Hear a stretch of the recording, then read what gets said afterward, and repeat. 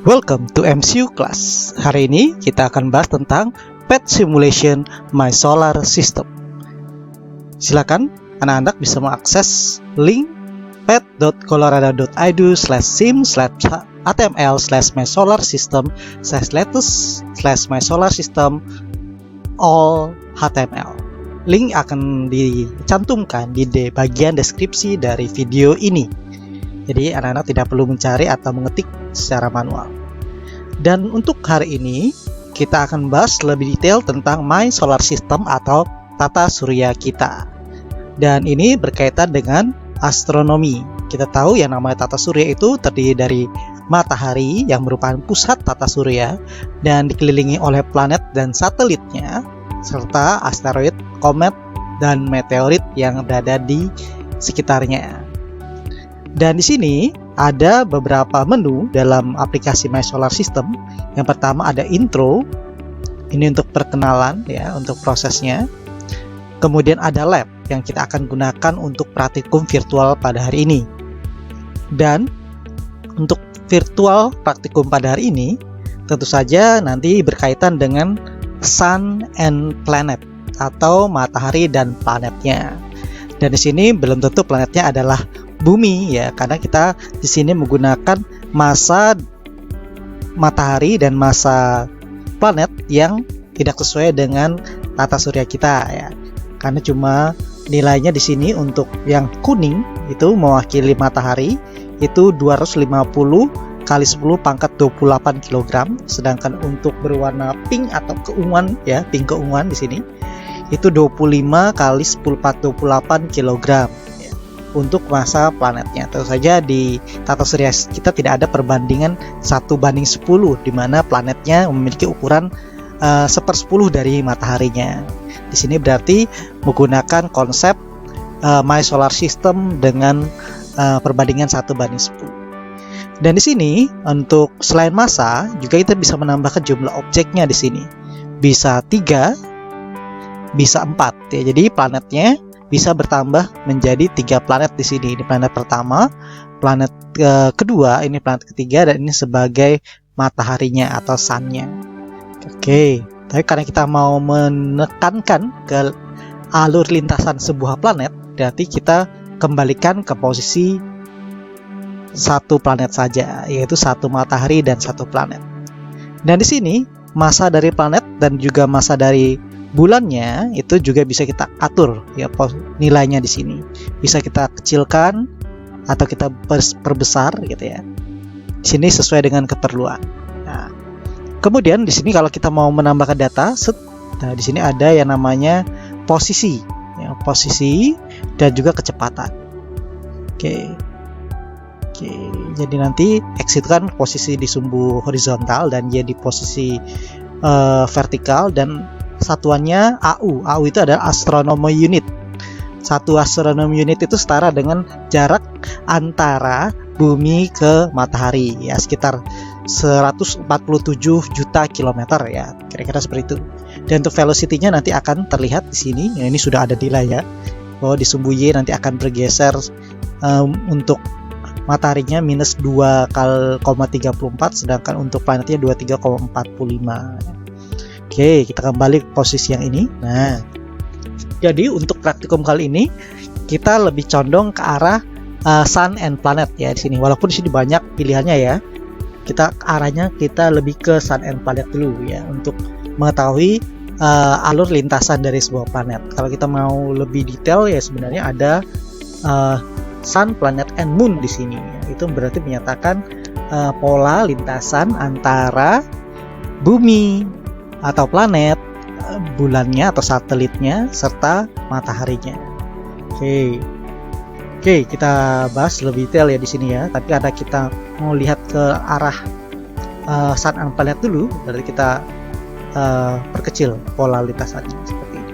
Nah, selain Sun and Planet juga ada menu play di sini untuk memulai ya. Kemudian ada fast untuk gerakan yang cepat, normal, dan slow di sini. Di sini juga menunjukkan tahun. Nah, kita kan bisa melihat data tahunnya, kira-kira satu revolusi dari planetnya kira-kira berapa tahun ya dari sini ya, nggak selalu 1 tahun ya seperti bumi kita ya. Di sini center of mass itu menunjukkan bahwa yang namanya matahari pun mengalami yang namanya rotasi terhadap pusat massanya ya. Kita beranggapan bahwa yang namanya matahari itu ya stay ya, tidak mengalami pergerakan, tapi ternyata yang namanya matahari pun bergerak dan berotasi dengan posisi yang berbeda begitu ya terhadap pusat massanya karena dia berupa gas ya. Kemudian di sini ada speed ya untuk menilai kecepatan, nanti kita ambil datanya di sini. Kemudian ada velocity ya di sini ya, ini velocity yang berwarna hijau, dan gravity force. Nah ini ya, gravity force. Jadi nanti biru itu menandakan adanya gravity force, sedangkan di sini tidak ada nilai gravity force ya. Kita bisa menghitung sendiri dengan hukum Newton gravitasi atau gaya gravitasi Newton, di mana gaya gravitasi Newton itu adalah massa matahari dikali massa planet per jarak antara matahari dan planetnya dikuadratkan dikali tetapan gravitasi Newton ya. Jadi nanti kita bisa mendapatkan nilai dari gaya gravitasi Newton dengan rumus G kali M masanya matahari kemudian masanya planet per jarak antara matahari dan planet kuadrat gitu ya. Oke. Dan di sini selain itu juga nilai gravitasi force bisa diperkecil atau diperbesar ya sesuai dengan kebutuhan. Tapi di sini kita tetap begini aja nilainya ya. Dan di sini ada path, itu nanti lintasan jalurnya. Kemudian ada grid. Nah, ini menunjukkan posisi satu astronomi ya. Nah, di sini ada penggarisnya. Measuring tape ya. Di sini kita 1 AU tadi sudah dijelaskan ya, jarak satu astronomi unit antara yang dihitung dari bumi ke matahari. Terus digeser lagi gitu. Nah, oke, ini 2 ya, sekitar 2. Kemudian bisa sampai sini bisa bisa 6. Jadi satu kotak itu ya, satu kotak itu mewakili 1 astronomi unit. Oke. Nah, gini, kita sudah setting begini posisinya ya. Karena di sini gravity force itu tentu saja ada ya, kita hilangkan karena nanti kita bisa menghitung menggunakan perumusan saja untuk perhitungannya. Oke, kita coba ya untuk lintasan pertama di mana ada 1 planet dan matahari di dalamnya ya. Dan nanti kita lihat apa untuk mataharinya mengalami rotasi dan planetnya mengalami revolusi. Jika sudah kembali ke posisi semula, kita hentikan pergerakannya. Oke, kita mulai. Pertama,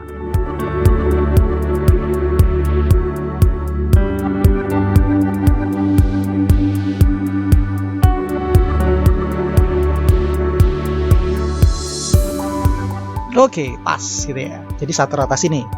Nah, di sini dengan masanya 10 kali massa planetnya, ya mataharinya memiliki massa 10 kali massa planetnya, kita melihat ada yang namanya pergerakan atau rotasi matahari, yaitu 2,34 km per second. Sedangkan massa rotasi, ya rotasi kecepatan rotasi dari matahari ada 2,34 km per jam. Sedangkan untuk kecepatan revolusi planetnya adalah 23,45 km per jam. Ini bukan menandakan bahwa gara-gara 1:10 maka kecepatannya menjadi 1:10 juga ya gitu ya. Ini bisa terjadi di kasus yang berbeda gitu ya. Nah, sekarang kita lihat detailnya.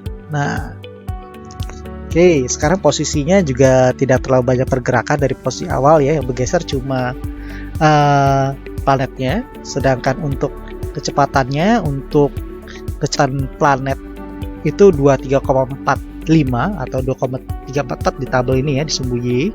Karena di sumbu X-nya 0,23. Kalau sesuai dengan velocity unit kan bisa menggunakan Pythagoras ya, Vx kuadrat tambah Vy kuadrat untuk mendapatkan V2 ini ya. Ini juga berlaku untuk V1, berarti Vx kuadrat tambah Vy kuadrat untuk mendapat V1 di sini ya. Oke, ini lintasan kalau menggunakan 1 planet gitu ya. Nah, sekarang apa yang terjadi?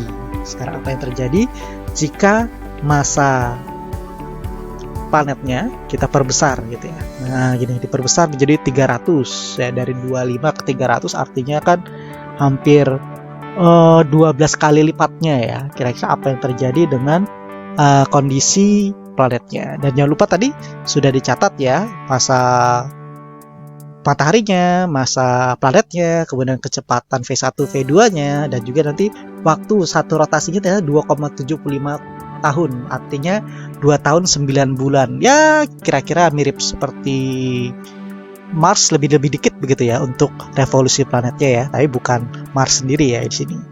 Nah, kita lihat sini, kita clear datanya. Oke, sekarang kita asumsikan apa yang terjadi jika massa dinaikkan menjadi 300 kg. Oke, mari kita mulai ya.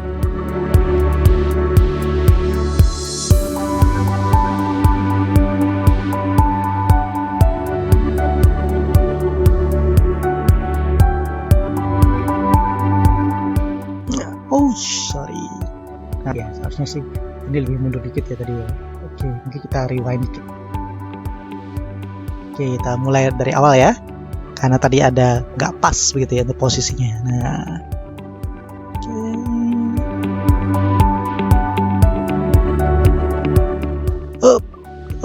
ya, masih sedikit. Nah, mungkin nanti kalau dilanjutkan mungkin 2 tahun ya kira-kira ya di sini ya. Jadi kalau dia mengalami penambahan jumlah massa matahari, waktunya akan menjadi lebih singkat. Walaupun mungkin secara kecepatan mungkin tidak ada perubahan ya.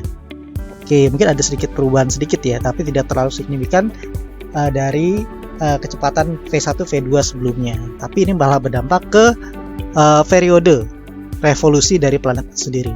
Ya, jadi kalau masanya menjadi 12 kali lipat, maka waktunya akan lebih singkat dari yang sebelumnya.